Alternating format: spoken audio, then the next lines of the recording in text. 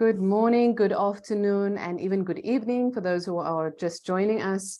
A very warm welcome to this Business and Human Rights Accelerator information session. We will give attendees about 2 minutes to join. So in the meantime, please use the chat function. Let us know who you are, where you are from, and we will start in about 2 minutes.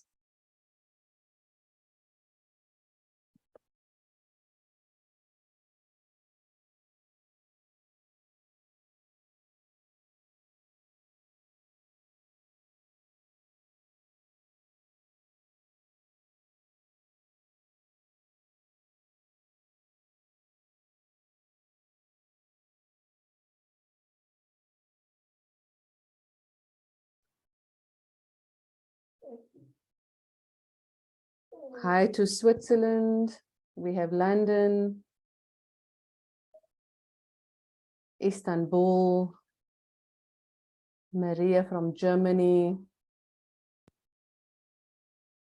We have Norway. Thank you all so much for dialing in. Brazil, Paris, Johannesburg, Ireland, Spain. I think we're going to have quite a full audience.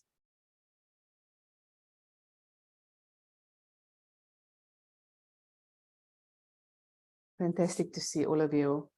So it is 2 minutes past the hour. I think we're going to start. Once again, good morning, good afternoon, and good evening, depending on where you are calling from. Warm welcome to the session. Thank you. I see you all already are very familiar with using the chat function. We do also have the Q&A function. So as we work through the presentation, you are more than welcome to start putting your questions into the question and answer function. We do also have live Spanish translation for this session. We had a session earlier today, but for this session, we have specific live Spanish translation. So you will be able to pick that up on your translation button. So thank you so much for that. I'm going to start off with a presentation. We do expect to present for about 30 minutes, and then we will go on to further questions and answers if we have not already answered you throughout the slides.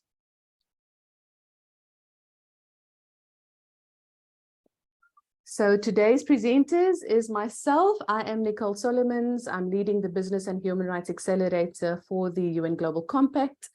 And Mairead Kier is here, our Business and Human Rights Advisor from Shift and our collaboration partner on this accelerator. So between the two of us, we will be answering the various questions that you have for us.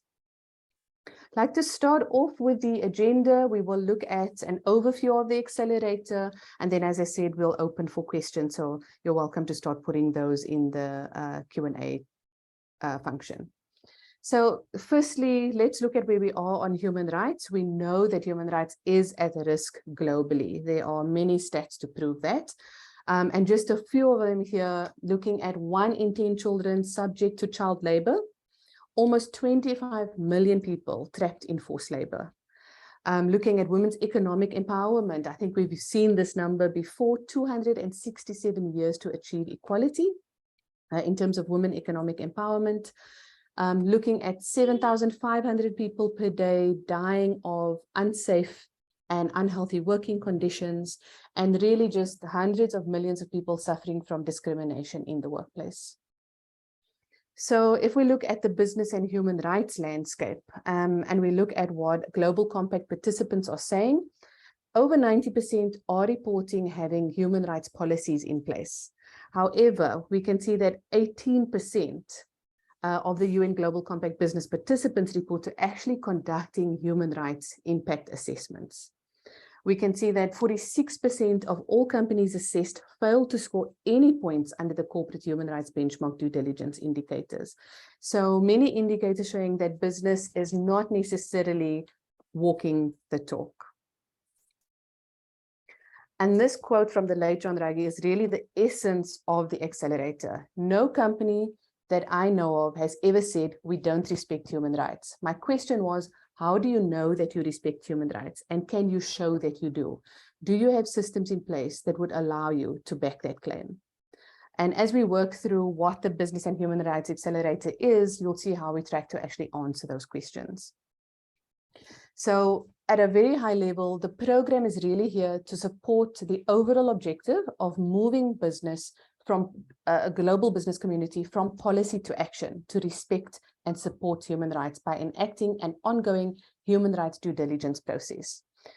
4 high-level objectives: to set the baseline, really support business to know and show that they respect human rights, in alignment, of course, with the UNGPs and the new COP questions.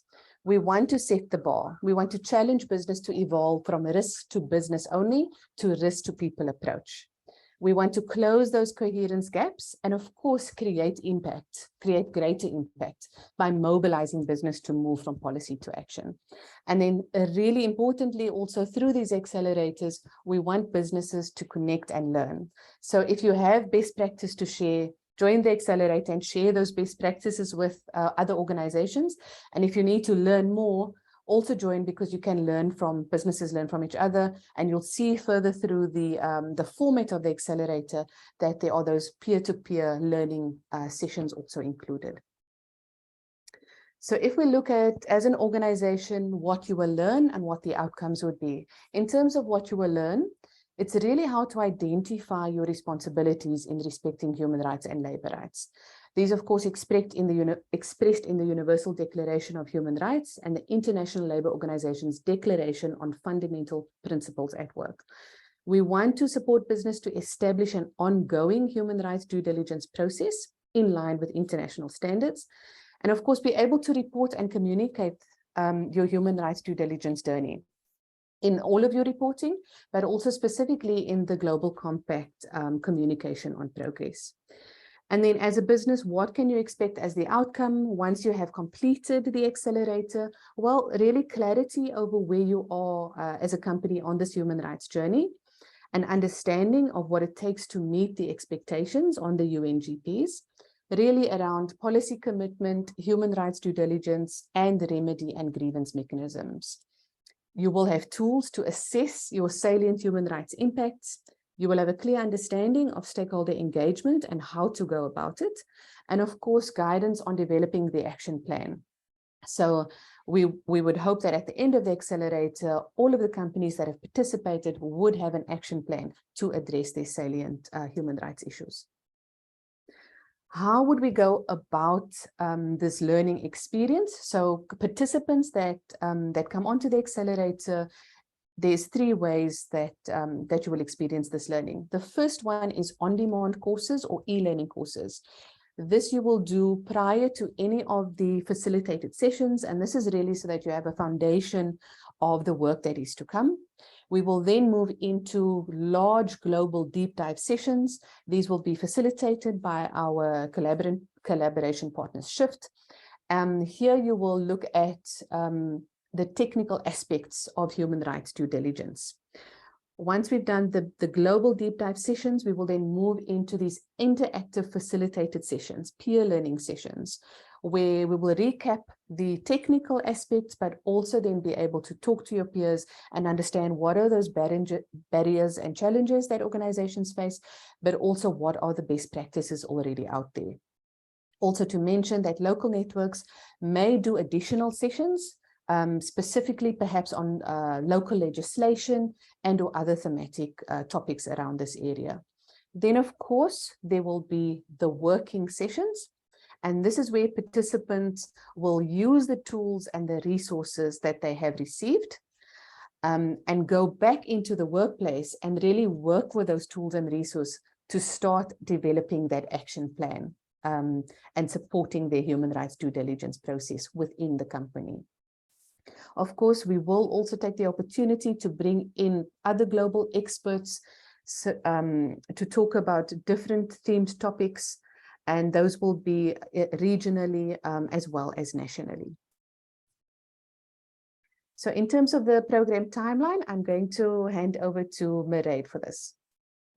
Great, thank you very much. And I'm just looking to see if I can move. Thank you. So we've set out the fact that this is a 6-month accelerator program. it starts for participation round about early February, and it will run till the end of June. Prior to that, we have still the sign-up period, which we're in now, until 16th of December. And then at the end of June, early July, there will be an offboarding process. Now, what we intend to do between February and June is step businesses through the different uh, elements or the different stages, let's say, of human rights due diligence, so that you get to experience the complete cycle, and we get time to think about the different elements connected to those stages of human rights due diligence. Of course, the purpose, as Nicole has already said, is really to help you move from um, policy to implementation. So we will be working with you through that period to take the learnings from the deep dive sessions, bring, your questions, your challenges, your good practice examples that you'd like to share with others, bring those into the local or the peer learning sessions, and then build on that in the homework phase at the end of the session, where you're implementing the learnings from the previous stages or from the previous sessions.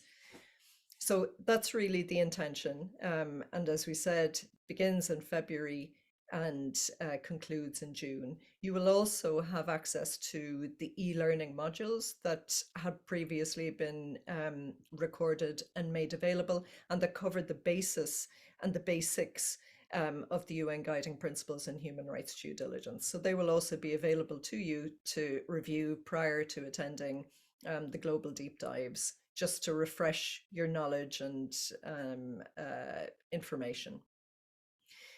So if we go to the next slide then, we wanted to just give you an indication of the different learning stages and what we're going to be focusing on through those 6 periods. So in the first one, I think it's very important for us to acknowledge the fact that for most of your companies, managing human rights risks is not necessarily new. You're doing this already, whether that's, with a strong focus on, for example, occupational health and safety, or maybe labor rights issues, or potentially community engagement issues. So we certainly aren't suggesting that many of you will be starting from scratch. But what we do want to do is step back and just recap on the very basic foundational pieces of information, the core concepts relating to the UN Guiding Principles, making sure that everybody has that baseline familiarity and understanding. And then we will move to thinking in more detail about policy commitments and embedding, about human rights due diligence, about grievance mechanisms and so on. And we will also spend a bit of time focusing on how you can decide or how you can determine where you are on your human rights journey, and how what you're doing today aligns with the expectations of the UN Guiding Principles. So that'll be the start. Then in stage 2, we move on to the first step of human rights due diligence, and that's all about assessing your risks. Now, there is a lot of content to cover through this process, so we've broken it up over 2 stages. The first stage will be trying to look across your value chain to figure out where you may want to prioritize your human rights due diligence to begin with. So in other words, where in your value chain do you feel you may have the greatest risk? Whether that be because of concerns about the operating environment, or potentially because there's a risky set of suppliers, or potentially because of a product that you're concerned about, particular products, whatever. So it's really, how do you take the first step to prioritize where you're going to focus your human rights due diligence? Then the second part of that will be within that prioritized scope of your value chain, what's the long list of potential impacts that your business may be involved with? Then we'll move on to stage 3, and we'll take that long list and we'll further refine it. we'll look at those issues and we'll consider them from the perspective of the severity of the impacts to people. So again, this is all about risks to people, the severity of the risks to people.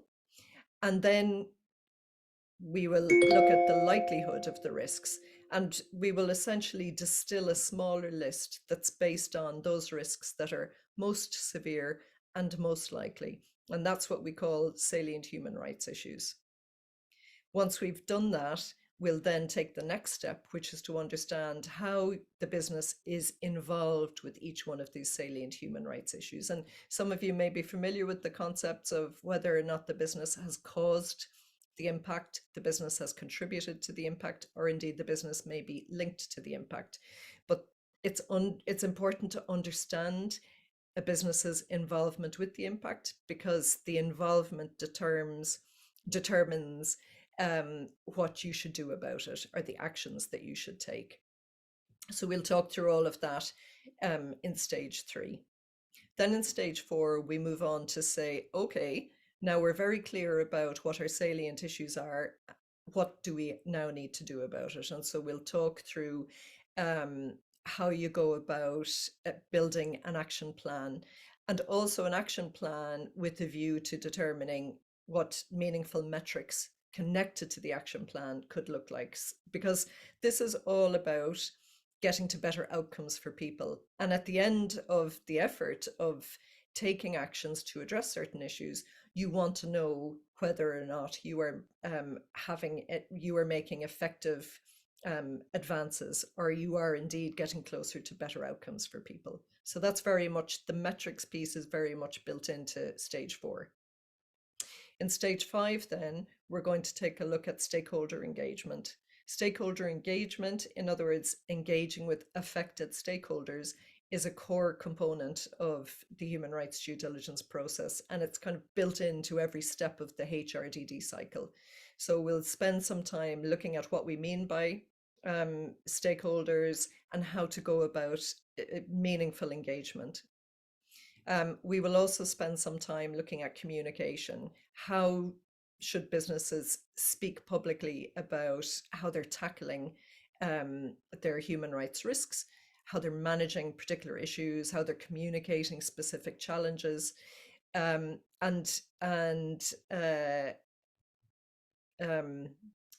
ultimately then, how do you communicate process of your action plan over time? So that's what stage 5 is going to be about. And then the final stage is really looking more closely into remedy and grievance mechanisms.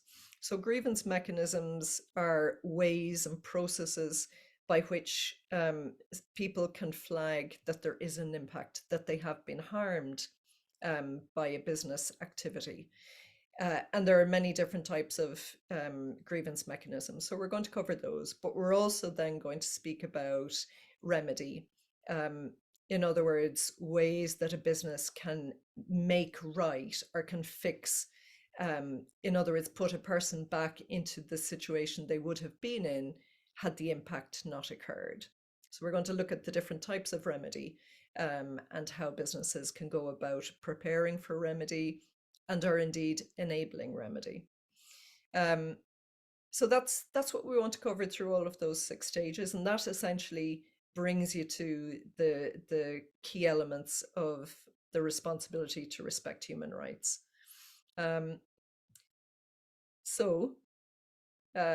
A question that we've heard in the past, and one that has surfaced through communications with the local networks, is, what if my company already has implemented a human rights due diligence process? Is this accelerator still relevant? And indeed, it's a question that came in earlier on, right at the beginning of this session. In our view, yes, there are many layers. There's a lot of nuance to human rights due diligence. Many companies are already implementing due diligence, different aspects of due diligence, but there's always something to learn. And we feel on top of that, there's always something to share with others. This accelerator provides you with the opportunity, if you are one of those companies that has already implemented or is already implementing a due diligence process, to test test your understanding of the process, to raise any questions you might have, to, surface any challenges that you see coming through this process, but also to share good practices and to actually learn about what other companies are doing too. So we feel that there's going to be something in this accelerator for all companies.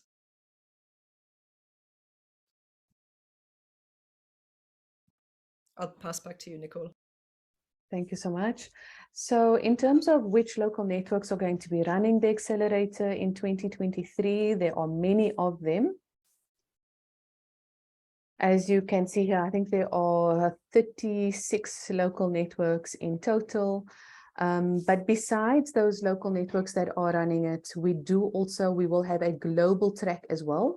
And the global track is really for companies that are situated in countries that do not have a local network. So even if there's not a local network within your country, but you are a Global Compact participant, you can still join the accelerator. But when you sign up, you will choose the global track.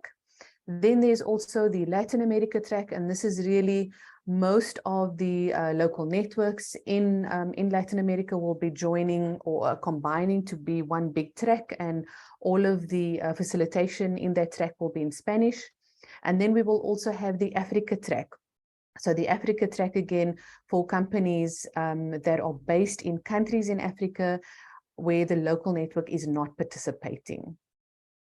So just to quickly talk a little bit about the difference between those tracks again, we will have, as I said, the in-country tracks, and this is available in 27 local networks. So this is where there's a local network within the country. All of the companies that join the accelerator will be part of the global deep dive sessions that will be facilitated by Shift. But after the global deep dive sessions, we will then also have the peer learning sessions. So where there are in-country tracks, peer learning sessions will happen in local time zones and also within the local language, and those will be managed by the local network. For the companies that do not have local networks in their country, as we said, you can join the global track as well as the Africa track. Again, all of the companies will be part of the global deep dives, but when it comes to the peer learning sessions, we will then split off into the various tracks. So in Africa, the Africa track will include countries from the Africa continent, and the Latin America track will include countries from that region.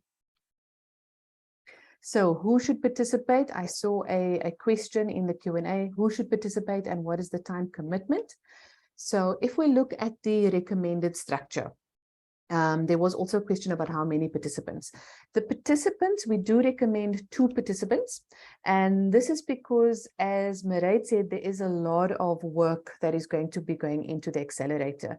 So these 2 participants will attend the deep dive sessions. They will also attend the peer learning sessions. They will then take all of the frameworks and tools and resources and start developing that action plan according to the deep dive sessions, and then also obviously according to what those risks are within the business. So these 2 participants will be spending the most time in the accelerator. We expect up to 50 hours across the 6-month program, and that includes onboarding. So in terms of those very first sessions, getting to know the rest of the peers within your local network, for example. You'll then go into those, do the e-learning, do the deep dives and the peer learning sessions, and then also offboarding, where there will be opportunities for companies to also present their action plans. And when we look at who these participants could be, the various areas that could be represented would be employees from the sustainability departments, definitely within supply chain, especially those social compliance employees that are looking after company social compliance. Definitely in the human resource space, governance and risk, again, those employees that are mapping company risk, corporate social responsibility, and then also corporate affairs. So these are the employees that will really be working within the accelerator and taking it back into the business. But we do also need an executive level ambassador. And this is the person that is going to be supporting these participants, but really taking that work into the business and ensuring that it is embedded at a very high level within the organization. We do think that on average, this person is probably going to need about 10 hours across the program. And this is really to have meetings with the participants, understanding where they are in terms of the knowledge that has been gained, where they are in terms of developing that action plan, and then is it right for the business, you know, and helping them to actually embed that within the business. So one ambassador at an executive or very senior level, and 2 participants. I know the question is going to come up, do you need 2 participants? Yes, you do. And the reason for that is there are many deep dive sessions and peer learning sessions to attend. We know that it's not possible for business participants to be in every single one of those. If you are 2 participants, though, you could, at least one of you will be able to attend. And that would mean that no sessions would be missed, and you would be able to then share that knowledge and information once you are together again in the business. So 1 ambassador and 2 participants. I'll hand over to you, Mireille. There was also a question in the Q&A already about legislation. Okay, great, thank you. So we will indeed take a little bit of time in the very first stage, the very first global deep dive, to talk about legislative trends and developments at a global level. We won't have time to go into a huge amount of detail about individually what's happening and how one piece of legislation compares to another and so on, but we'll be able to give the broad strokes. Of course, what we're able to tell you does not and will not account for, you know, legal advice or anything like that. At the peer sessions in country, you may be able to have further, you know, deeper conversations about what's happening at a local level. But certainly we will introduce the broad legislative trends in the first session that we're doing.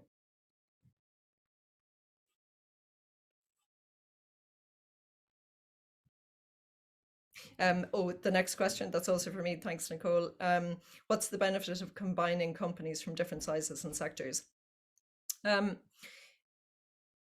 We know that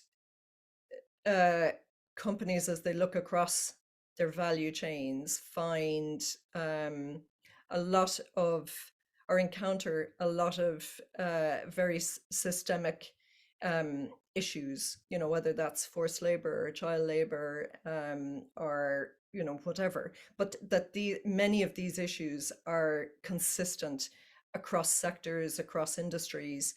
And oftentimes we see that some of the best ways to address them are through collaborative efforts, sometimes cross-sector, cross-industry. We also know that there are lots of great examples coming from very specific sectors that can be useful also to companies outside that sector. So what we're trying to do here with this accelerator is provide a sort of a theatre for businesses to be able to be inspired by actions that have been taken in one place, in one geography perhaps, or by one company in a sector, that could also be useful and used by them, you know, in another sector or in other geographies. So we want to provide that discussion opportunity. The other point is that irrespective of the size of your organization, or indeed the sector, the expectations on you from the UN guiding principles are fairly consistent. So every business is expected to implement a policy commitment and to embed it across the organization, to implement a standard, in a sense, human rights due diligence process, and to implement operational level grievance mechanisms, and then participate in remedy where it's relevant. So these are consistent, and therefore we feel there's a lot to be learned by mixing the group. You'll all pick up tips. You will be able to also share what you've done yourselves and so on. So it's really just to foster a great learning and information sharing environment. So we have many, many questions in the Q&A. We have answered a few of them already, but we've kept the presentation slides to a minimum so that we can go straight into the questions now. But what is next after the Q&A or information session is really to go and sign up. And we will be posting the link to that within the chat function. So I'm going to stop sharing, and myself and Mairead will go in and look at the questions, which there are quite a few of. I see one in the chat. I will just say here, is this an annual program? Yes, we hope so. It's the very first round that will be happening in 2023. But we do foresee that they will be around in 2024. So if whatever reason you are capacity constraints or just not able to join the first round in 2023, you will be able to do so in 2024. Nicole, there are a couple in the open Q&As that I've left for you because they relate more to the infrastructure, let's say. Sure, I see there is, can this course be applied to applying the approach with portfolio companies? I suppose that's for both of us, Mairead, because it's then a portfolio of companies that they will be looking at. I suppose it depends. I interpreted that as membership, actually. Apologies. Yeah, so I think it's obviously a parent company with many different companies beneath it. And so, Mairead, if you can help me here, but I'm expecting that you would probably need to do a due diligence process for each of those separate companies. Okay, so if that's the angle you're coming at, Chris, rather than participation in the accelerator, if what you're talking about is the actual due diligence piece, companies do it in different ways. So you know, and it depends, I guess, on what you're trying to get out of it. Some companies decide that actually they're most concerned about a particular company or a couple of companies in their portfolio, so they start there. They decide to just hone in straight away and take a look at the potential risks within a particular company or a set of them. It could be that across your businesses, you're seeing that actually there are certain geographies that are very concerning, and so you decide that you want to start there. It could be that you take it from the parent level and do a kind of a broad set of, or a broad analysis, let's say, of potential risks across all of your portfolios. So it really depends on how you want to do it, but we will be talking through that in the second stage. I think perhaps, well, related to something you said earlier, Mairead, there was, oh, I've just lost it, but there was a question much earlier about the European directives. Yeah. So if you could maybe just reiterate that. So it's Mensu's question. Yep. The first bit about the ideal ambassador being the CEO, I thought I'd leave that one to you. But I don't, it could be indeed the CEO, but it's really somebody who has decision-making authority Absolutely. when it comes to human rights. So whoever that appropriate person will be, depending on your organization and the structure. So then the next question is it better to start with the value chain with suppliers, distributors, etc., or with foreign subsidiaries? Again, we'll talk through that. So we will talk through how you map out the value chain, because typically within a value chain, you've got your business's own operations, and sometimes that can include factories, sometimes it can include, you know, retail, sometimes it can include the functions like human resources and marketing and sales and a whole bunch of things. But then also you may have an upstream side to your value chain, which would look at where you're sourcing or how you're procuring, maybe components for products that you're building, or maybe fully built products that you're then going to sell. It could be you're procuring packaging. It could be you're procuring raw materials and you're buying stuff directly from cooperatives or directly from farms, or maybe you're going through traders. So that would be the sort of the upstream, how the pieces that you get that you then do something with within your own operations. And then there's the downstream side of things, which looks at maybe it's distribution and logistics for your business, maybe it's retail, but it's what happens once you've sold your product. and you know, could also include recycling and end of life and all of those sorts of things. So that's the starting point. And you know, we would work through what that looks like for one company versus another. And again, depending on the risks or depending on what's contextual to your own business, you may decide to immediately hone in on a certain part of your value chain because you know that there are a lot of risks or concerns there. So again, it's very difficult to give a black and white answer to that until we get into it, and we have that conversation at, you know, within the deep dive. But that's the broad strokes of it. Perfect. I think just to add to that, the next question was starting from the basis that our company, there are no significant human or labor rights problems. Would it be better if one of the representatives was responsible for human resource either, or procurement, or affiliated companies? I think, again, that's going to depend because we don't know as yet what those salient risks are that are going to come out.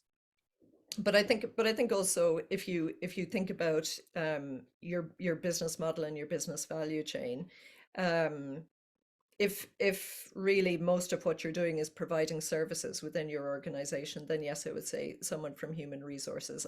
If you're procuring an awful lot of pieces, raw materials or components, then yes, it would make sense to have someone from procurement involved in this, because they are sitting on top of, or at least they have the sight over many different potential risks. You will need them involved later on. Absolutely. I think the question from Zoe is probably one for you. Yes, yes. So can we indicate how much time per month will be spent on e-learning and facilitated sessions? Yes, we've looked at the amount of time across the program. So you're looking at about 50 hours per participant. And that includes attending the deep dive sessions, which are about an hour and a half. You have peer learning sessions, which are about an hour each. And there are going to be many hours that are going to be put into the homework, as Mairead called it earlier. So you're looking, as a participant, you're looking at about 50 hours across the 6-month period.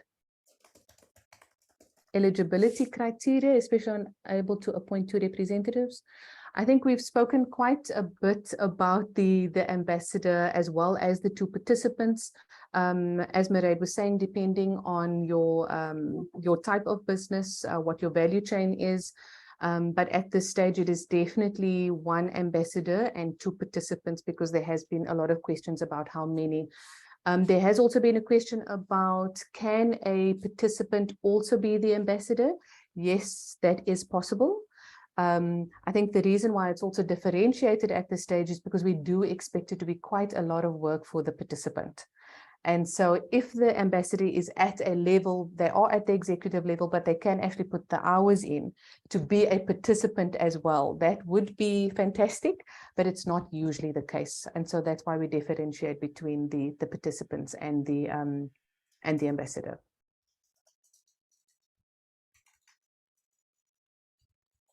See what is next. Is there a limit to the amount of participants per company? Absolutely. That limit is 2. As mentioned, we have these really big global deep dive sessions. And so we only have a limited capacity of the amount of participants that can actually be on the program. And that is 2 per company. So information on the Latin America track, when you go into the company sign up, you will sign up with one of the countries that you see within one of the Latin America countries. They will then actually be in contact with you in terms of doing the onboarding. I know that there is another information session as well. And so once you have signed up, all of that information will then become available in terms of the Latin America track.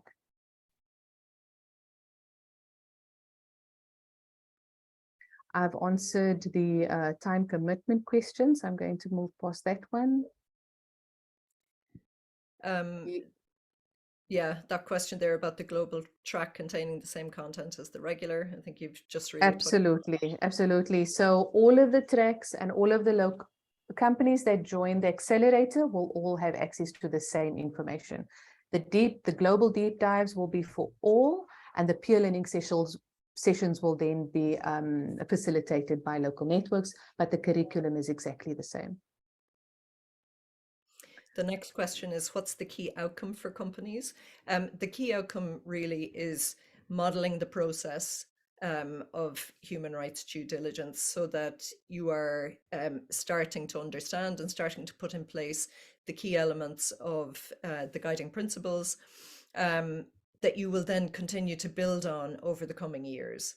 Now, why do we say modeling the process? Because we're just being realistic that in the space of 6 months, and at every stage, it may be very difficult for us to address absolutely everything that is happening, and indeed all of the salient human rights that you're managing. So we will be working with you to take as many of them through the process, knowing that in some instances, some of you may only be able to just really focus in on 2 or 3 or 1 or whatever. But certainly it's about embedding the process, learning what's required to implement human rights due diligence, so that you can then continue to build upon it yourself outside this accelerator. Perfect. I just seen a question in the chat. I'll answer that as well. An idea about the cost. There's no cost to the accelerator itself. I've answered quite a few questions about if you have to be a Global Compact participant. Yes, you definitely do have to. The company has to be a Global Compact participant. There is no cost to the accelerator to join the accelerator. But I must add a caveat there. You do need to contact your local network directly, as there might be small admin fees related in some of the local networks. But for most, there is no cost to the accelerator. So the question from Margarita, should a sustainability consultant join the accelerator? Potentially. I mean, this program really is focused on helping companies move through human rights due diligence. So that's really the primary focus of this. It could be that some sustainability consultancies are working with the local networks to facilitate the peer discussions, but really the primary focus of this is commercial businesses. How many companies could join the program? That's very dependent. It depends on if they're joining a local network, if they're joining the global track, the Africa track. So there isn't I wouldn't say that there isn't a number at this stage. It is limited, however, we will decide in terms of local networks and tracks as we go. So Lourdes asked a similar question about service company providers, and I'm just in the middle of typing to say yes, pretty much the focus is on, as you call them, productive companies or commercial companies. Will Zoom or Microsoft Teams be used for the online sessions? It will be Zoom. We do all of the sessions will be done through the Academy, and the Academy does use Zoom as a platform. Do you need to candidate for the accelerator program, or is it open to all interested entities? It is open to companies who are participants of the Global Compact. The company then decides whom within the organization will actually be the participant on the accelerator. So we give guidance in terms of who we suggest those participants be, but it is up to the organization to decide. Nice question on the slides versus recording for this session here. Just to communicate, yes, you will have the recording, but we will also make the slides available. And Tabo was asking if the peer learning sessions would be in person or online, and really that depends. Some will choose to have them online, others will choose to have them in person. So really check with your local network. Absolutely. Will the ambassadors be required to attend any meetings? That's also a great question. The idea is that the ambassadors would probably attend the opening session so that they have a good understanding of the program. and really are introduced to sort of what is coming up within the program, but then they wouldn't need to attend the actual deep dive sessions or the peer learning sessions. It is going to be up to the participants to keep the ambassador in the loop in terms of what is occurring, because we do expect the ambassador to be to quite a high level. We wouldn't want to take too much of their time over the course of the program. And so it's really about 10 hours on average, which includes the onboarding or the very first kickoff session, and then a few meetings with participants to ensure that they're on the right track in terms of the action plan.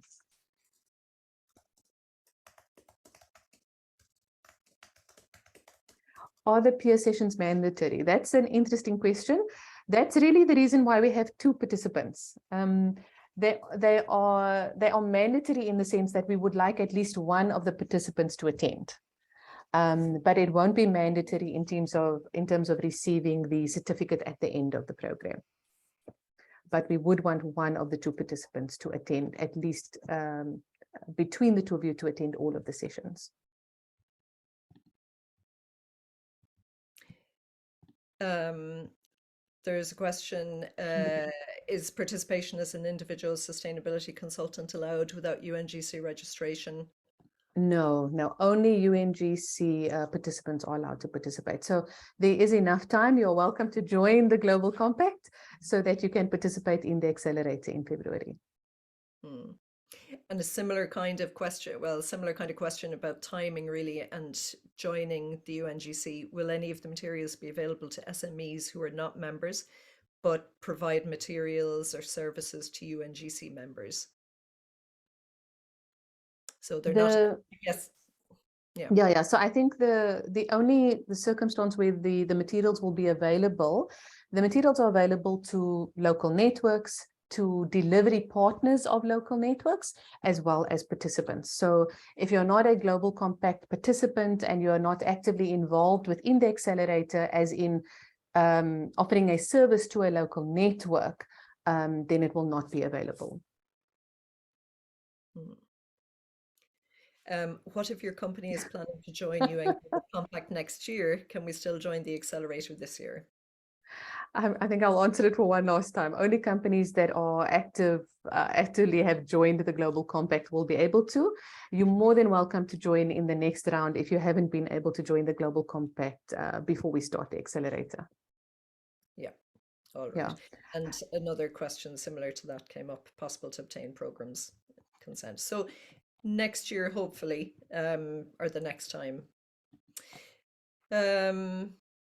So is this relevant for research organizations? Well, Lily, back to what we mentioned a short while ago, this is really focused on helping commercial businesses work through human rights due diligence. So possibly less relevant for research organizations, but I think that will depend. So it's always worth checking with your local network organization. Okay, Julia's asking, what exactly is a local network?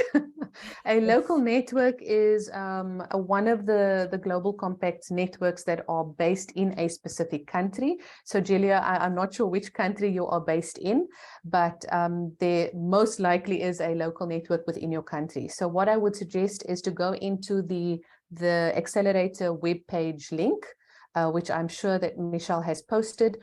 All of the countries are listed there, so you would be able to see if you are in a country that does have a local network. If you are not, you can then join through the global track. So either way, whether you have a local network in your country or not, you will be able to join the accelerator as long as you are a UN Global Compact participant. Yeah, and similar question from Jean-Francois. It is complete as it stands. Yeah, it is complete as it stands. We don't expect any more local networks to be joining at this stage. But sorry, I didn't get the name. But if you don't see the country there, as I said, you're welcome to join either the global track or the Africa track if you're based in Africa as well.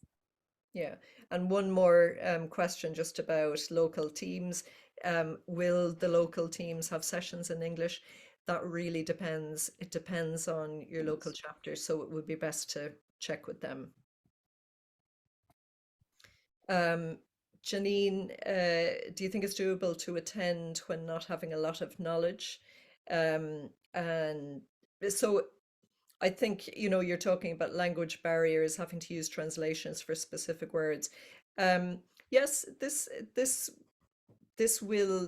program, accelerator program, will have something for everybody, no matter what your level of knowledge or understanding of the UN guiding principles or experience of implementing human rights due diligence. So there will be something. You will certainly get access to a lot of information, and you can, you know, go back. You'll have recorded sessions. You can go back and rewatch the recorded, listen and watch the recorded sessions. You'll be able to keep up and keep track in a sense. So I think it should be possible. And then, of course, you know, if the issue is language barriers, then potentially you can look to joining the global track if that works better for you rather than a local track.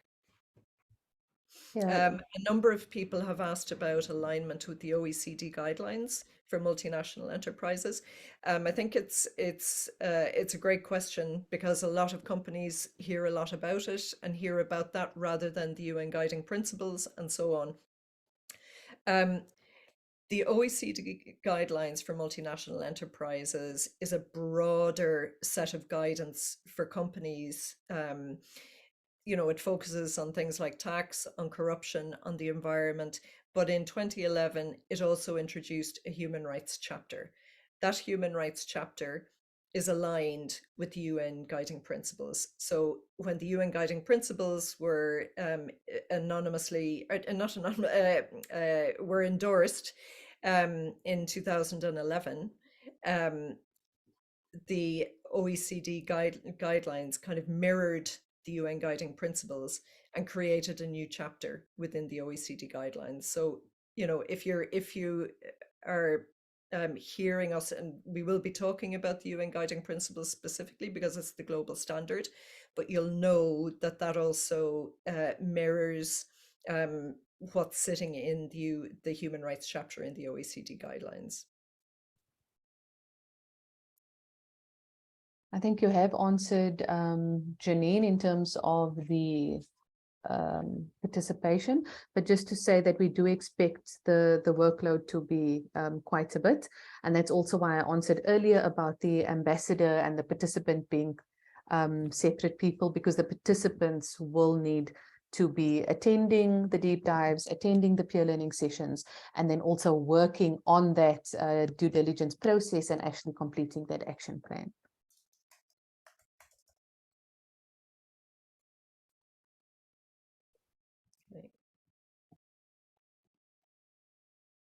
Edgar's question is, I suppose, is it possible that a company starting from scratch could have implemented a human rights program by the end of the accelerator?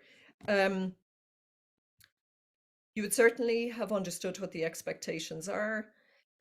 You would understood how to go about the different elements, implementing the different elements of the UN guiding principles, expectations, and human rights due diligence in particular. And you will have certainly started or taken the initial steps at implementing most of that.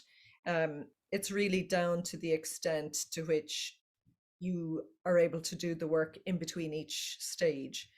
But I think the other really important thing is implementing human rights due diligence is not something that typically can be done overnight. It's really something that companies, we always talk about companies being on a human rights journey.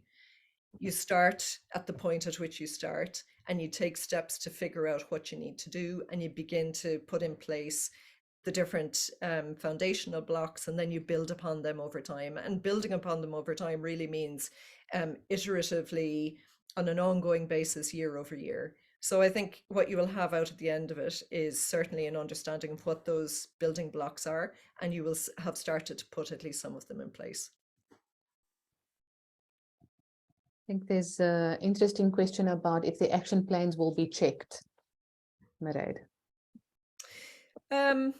Yeah, I don't think we have an entirely final decision on that one. I could be wrong, Nicole, but I think what we will aim to do is speak to some of them, have a look at a sample of them. But it's really going to depend, I suppose, on the extent to which participants want to hand over the work that they're doing, and so on. So I think that's still a little bit to be determined. I like the follow-up. Well, the one question, will there be any follow-up of the results done by the workshops and practical exercises? What is nice about the format of the accelerator is that we will have those deep dive sessions, which will be a lot of the technical information. You will then, as you know, go into those practical exercises within the workplace, but then within those peer learning sessions, you will have opportunities to actually then discuss what are those challenges and opportunities that you're experiencing as you go through the process. So here, the peer learning sessions are going to be quite important. Yeah, and I think the other thing to know is that the piece of work that you do at the end of stage 1 will then be the starting point for the piece of work that you do in stage 2, which is the starting point for the piece of work that you do in stage 3. And we have it sort of structured so that you're building upon it from stage to stage to stage, so that what you're coming out with at the end is, a connected set of actions that all build up across the due diligence process. Do companies that participated in the accelerator program receive a higher score? I don't know. Yeah, I'm not sure where that scoring would be, but if it is, what I can say is though that in terms of the communication on progress, companies that do participate in the accelerator will definitely be in a good place to answer the communication of progress, but it's definitely not a scoring system per se.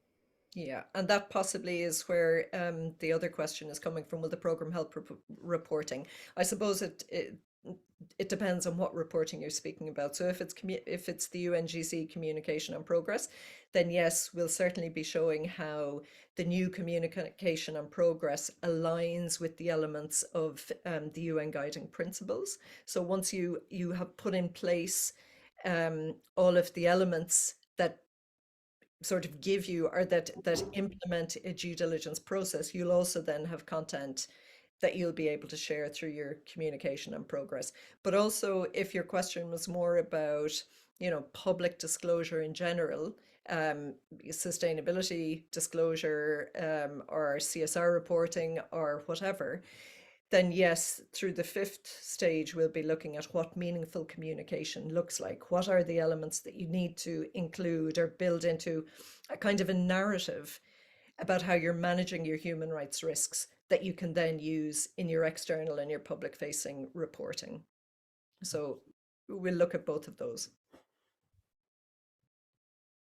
Fantastic. We have worked through 79 questions. And we are almost at time.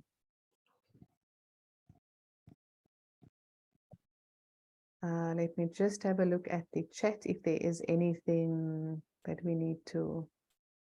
Okay, I think everything has been handled there. Thank you, Janine. Thank you, everyone. Thank you so much for your time. The next step is, of course, to go and sign up for the accelerator, either choose a local network or choose one of the tracks that we have discussed quite a bit on this information session. You are also welcome to contact directly, as Michelle has posted a lot of the links within the chat. But we are just on the hour, so thank you so much for your time. Thank you, Mairead, and thank you for all the support behind the scenes. Great. Thank you. Bye-bye.